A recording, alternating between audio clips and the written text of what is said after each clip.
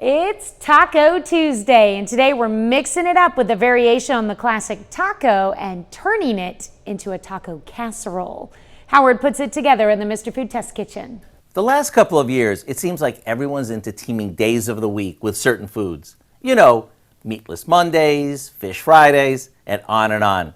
And I've never been a big fan of this concept since I've always felt you can eat whatever you want, whenever you want.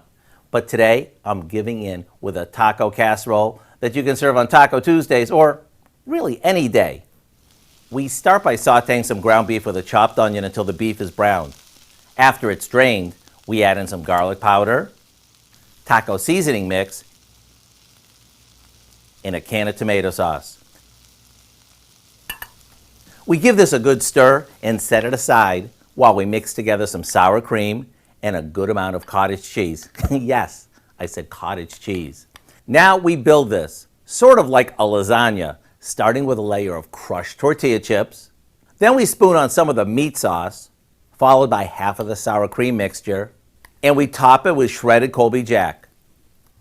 We'll layer everything one more time and into the oven it goes. When it's heated through and the cheese is melty delicious, get ready for an all-in-one casserole that is bursting with goodness, layer after layer.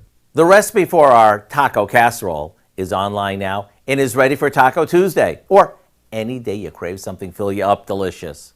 I'm Howard in the Mr. Food Test Kitchen, where today we found a weeknight easy way for you to say, ooh, it's so good.